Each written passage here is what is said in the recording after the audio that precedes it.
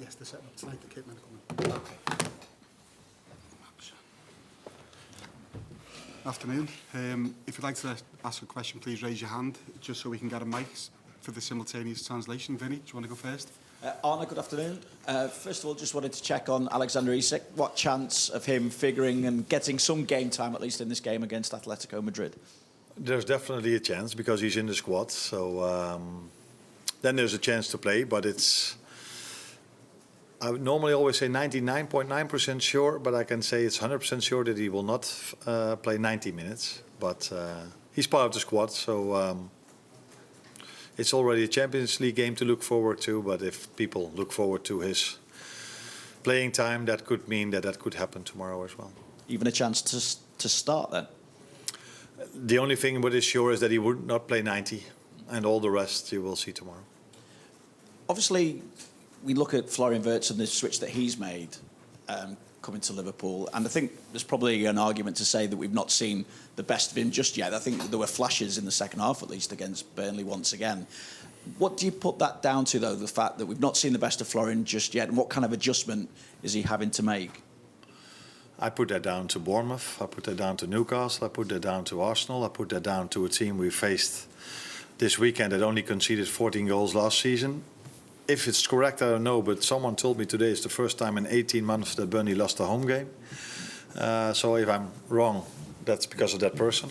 But it tells you how hard it is to play these games. And which is normal, because there's so much focus on our new signings, because especially the pundits that favor not us but some other clubs in the country that cannot stop talking about 450 million. I repeat 450 million, I repeat 450 million, but they always forget the 300 million that we've sold for. And these players that we've brought in are indeed a lot of money, but they are playing now together with players that are worth same amounts of money. So yes, if we want to strengthen the squad, we need almost to spend that much money, because then they are, if we sell Dominic Szoboszlai tomorrow, he would be worth 100 million as well. So there's so much focus on Florian, but the ones that have stayed behind, still in the team, haven't scored 4 goals or 12 assists as well. So he's been part of a team, Florian, that is on top of the league, that won 4 games. He's part of the team that won against Newcastle, that won against Arsenal, where the team of last season didn't win away at Newcastle, didn't win at home against Arsenal. So it's the way you want to look at it. Yes, he hasn't scored 4 goals or 12 assists in the first 4 games, but for me that's down to the quality we faced, and he's part of a team that's #1 in the league at the moment. And you have said the best is still to come from the group as a whole. So how well equipped do you feel you are to compete on all 4 fronts once again, even go further than what you were able to do last season? Yeah, I think we are far above my expectations during the summer. So we all know what happened this summer. We all knew when the program or the schedule came out that we had to face Newcastle away, Arsenal at home and Bournemouth at home. And it turned out to be Burnley a difficult one as well, but that is maybe not what I expected it, but not in the fashion as it happened on Sunday. So for us to be on 12 points now is so much more than I expected, especially after we've had so many changes in the group as well, in our squad, sorry. And yeah, I think we can do better, but we're not every time going to face Newcastle away and Arsenal at home. How does this test compare to what you faced already? Atletico. Sorry?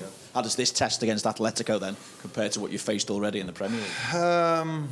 When I was at Feyenoord in the Eredivisie, you knew when you went from a Sunday to a Wednesday, you had to make 2 steps up, unless you played Ajax or PSV in the weekend. But if you play Premier League, it is either the same quality you face or a little step up. So yes, it's again a very difficult one, because Atletico Madrid has done so well in La Liga over so many years with Diego Simeone. They were even able to win the league twice when you face Real Madrid and Barcelona, and they've been twice in the final of the Champions League. So this again is a team that is a difficult one to play against, because of the mentality, because of their team performance, because of their individual quality. The last time I faced them, I still wake up sometimes, that's not true, but at night thinking about Griezmann, how good he was in that game. I think we lost 3-1. I'm not exactly sure, but he was outstanding that game. So the good thing now is that in my team I have players that can do similar things than Griezmann can do. And although I loved my players at Feyenoord a lot as well, but at that moment of time, in their moment of their career, they were not able to compete with Griezmann on that night. Thanks, Arne.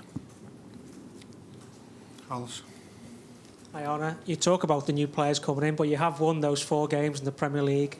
What does that say about the squad? And also, you know, the mentality, that strong mentality has stayed there, hasn't it? Because you've won those games late on. Yeah. Yeah, everybody's very focused on us winning the game late on. But that, again, has a lot to do with the teams we faced as well. So, of course, it has a bit to do with how fit we are, that we can always keep on going and make the difference in the last part of the game. But if you face maybe teams that are not as strong as that, you are able to win the game a bit earlier. So it probably also tells you how difficult our schedule has been in the first few games for us to be, that we need to win it in the end.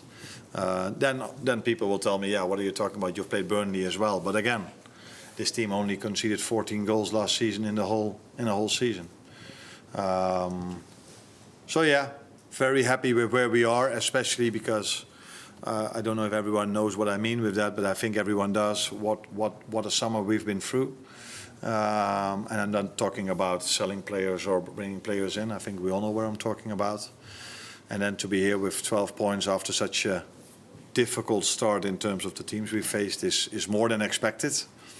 But still, we know as well, and we want to do better. But I also wanted to do better than last season. So if we would have kept that team together, we needed to do better as well. And that's why we are every day on a training pitch to try, and in meetings to try and make the team better. You talk about the new players, but one of the older players, Andy Robertson, came off the bench on Sunday, played brilliantly well against Burnley. How much can he help, like a Milos Kerkez, for example? Brilliantly well. I think he played well. That we agree. If he would have played brilliantly well, he would have hit his left foot outside shot into the top corner. No, he had a very good impact. Milos started the game not brilliantly well, but he started the game well. But we had to take him off, and then it's such a nice thing that you have Andy Robertson to replace him, and he just came in the team as if he'd never been doing anything else and started to play with his teammates. But it was a difficult game for us, so I don't think anyone played brilliantly well. But he definitely played well, and so it's good to have him in the squad. That's for sure. Carl. Hi, Anne. I just wondered what you learned from last season's Champions League, particularly in terms of the format. You finished top of the group and then didn't get a particularly favourable draw, Well, and whether that will influence how you approach this Champions League. I got that question just a second ago as well. I think it's not a smart thing to do is judge something on one event, because if I judge it on one event, I would say it's of no interest if you end up number 1 or number 7 or number 8, because we had a very difficult draw, and the number 11 Real Madrid had to play the number 22, which was Man City. So what I like about this draw is tonight I go home. I go a little bit earlier home after this press conference, but tonight I'm in front of the television and I'm looking at which game is going to come up, because it's always going to be a nice game, because there can be a pot 1 team that plays a pot 1 team. In the past it was always pot 1 to pot 2, pot 3, pot 4. So that is the nice part of it. What I don't like about this format is that if you have NBA everywhere where you have a league table and then you play playoffs, you have a league table after everyone playing the same teams. So if you then end up number 1, then probably the number 8 is weaker than the number 5. But now there are teams that come from pot 4 that have an easier draw than teams that are on pot 1. So this whole league table doesn't give the real opinion about who's good and who isn't. So then it can happen like last season that the number 11 Real Madrid can play the number 22 Man City. And it's not like Man City did something so bad. No, they had to face a difficult draw. And it's the same like Paris Saint-Germain. If you look at the draw of Paris Saint-Germain this season, it's the same as last season. So if you ask me this question immediately after we lost Paris Saint-Germain, I would have told you, forget about the first 8 games. But now I use my brains a bit more, and I tell you, don't judge a new format on the first time. Judge it after 3 or 4 times, and then let's see. Maybe the upcoming 3 times, the number 1 of the league table will have a favourable draw. But that was definitely not the situation last season. Carlos, pass support behind you. Arne, when you think back to the second PSG game and how close it was, does the fact that they went on to win the tournament give you a boost in a way, or does it frustrate you? A bit of both, maybe. Because we were so close. I think it wasn't that I said it, but I think Luis Enrique said before, when he said here, he said the team that's going to win this playoff is going to win the tournament. And he was right. Not to say that it would have happened with us as well, but in the end he was right. So it tells you that we were a team, we were the only team that could bring them to extra time and the only team that could bring them to penalties. So it was a frustration to lose it with penalties. It also, if you are out, at least that's what I have. If I'm out, I prefer to go out against the team that wins it in the end, because that tells you if you can bring them so far. Yeah, it's a bit too simple to say, yeah, then we weren't that far off of winning it as well. But we felt that was the best team in Europe last season.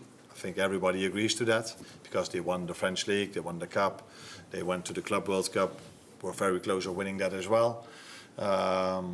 So it's fair to say they were the best team in Europe last season. That we were so close of beating them gives us also the confidence that we are able to compete in this league as well. But even if we would have lost them 2 times with 4-0, I would still tell you now that Liverpool will always be able to compete in the Champions League.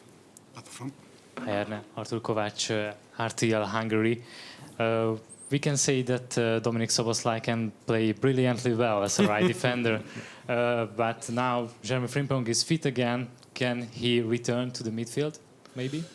And Conor Bradley is fit again as well. But we also have 4 very good midfielders fit as well. Endo, McAllister, Dominic, Florian. Do I forget one? Curtis is not fit, Curtis Jones. So yeah, in every position we have a lot of competition. He can play in both positions. And let's see if he plays tomorrow, where he's going to play. Just behind. Hi Arne, Gabriel from Swedish SVT. What do you think will be the biggest challenges here for Alexander Isak in the first time in the club that he must focus on? Getting fit. Getting fit after missing out 4 months and of proper team sessions. He doesn't have to prove to anyone that he's good enough to play in the Premier League, because that's what he's proven already at Newcastle. So the main challenge he has is to become so fit that he's first of all ready to do what he did last season.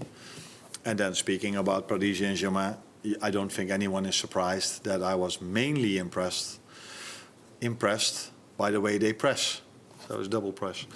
And that is what was Dembele was one of the examples that was so outstanding in his pressing game. So everybody is focused on Paris Saint-Germain about all the goals they score, but I was mainly impressed by the way they pressed. And so the moment he's fit and match fit and he can play 90, and then the next step is playing 3 times in a week, 90 minutes, and then the next step is going 1 step further in terms of pressing.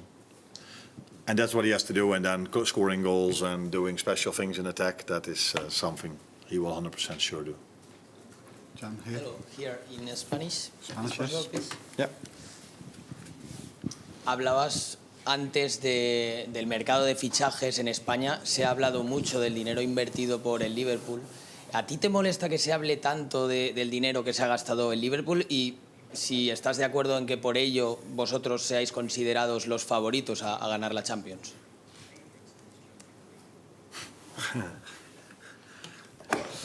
He's been listening to a lot of talk sports because he was saying that we spent so much money. And it didn't came to him probably that we've sold for 300 million. I repeat, for 300 million as well. I think it's only a compliment. I think it's only a compliment that people tell everyone that we've spent so much, because that tells you that the players we've brought in are seen as very good players. So I'm for a part responsible of bringing the players in as well, together with some other people. And I think we should see this as a compliment, that everybody is like, wow, they did great business. And I think we did.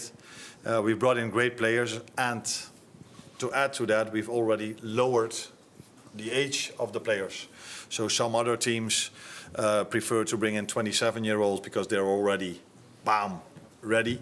But we think we've brought in players from 21, 22 that are ready, but also 21, 22. So, and then if they are 4 or 5 years with you, you can still sell Luis Diaz for 80 million. But if he would have been 28, I think it's harder to sell him for 80 million if he's 32. So that's our model, and I think that model should get a lot of praise, because I've said it here in England once or twice, and I can say it one more time to you as well. I think all the money we've spent, we generated ourselves by selling and winning the league after we didn't buy anyone at all. I don't know if you know, but if you win the league, that's quite good financially as well. So those two situations led to the fact that we could spend 450 million. It wasn't as if we looked in the ground and saw, oh, there's money coming up, let's spend 450. No, we've generated ourselves, and that is, I think, a big compliment for the model we have and for the quality players we've brought in, that everybody is only talking about the 450 we've spent. Mo? And we are always, that's not a surprise to you, if you're Liverpool, you're always, if you're an English club playing in the Champions League, you belong to one of the favourites. Hi Arne, you mentioned earlier Curtis Jones is still out for this game. Could you tell us a little bit more about the nature of his injury, how long you expect him to be out for, and whether or not this affects your use of Alexis McAllister, who himself is still finding his way back to full fitness? Yeah, I can talk to you for a long time, but I already talked for a long time, so he will train with the team tomorrow. So hopefully he's able to be in the squad on Saturday, but not for tomorrow yet. Lewis? You mentioned earlier about Robbo coming in and doing well. Can I just ask on Milos, how has he taken being substituted so early? Have you spoke to him about that, and is he, fine, ready to rise to the challenge again? Yeah. Although you never know when they're sitting in front of me, or when I have my team meetings, they don't stand up and say I disagree with you. But maybe when he's at home and he's talking to his father or his girlfriend or his friends, he's like, what a stupid decision this was. But when I'm around, he comes across as if he understood it. And I've shown yesterday that, because that wasn't maybe clear for every player, you could see after he made the foul, which you could argue if it was a foul or not, but the referee blew his whistle.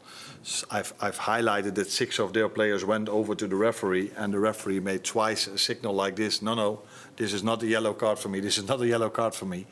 And for me, it was like, You could even argue if this was a foul or not, and it's already necessary to tell everyone in the stadium that it was definitely not a yellow. What will happen if he makes a normal foul, which is normally not reason for a yellow?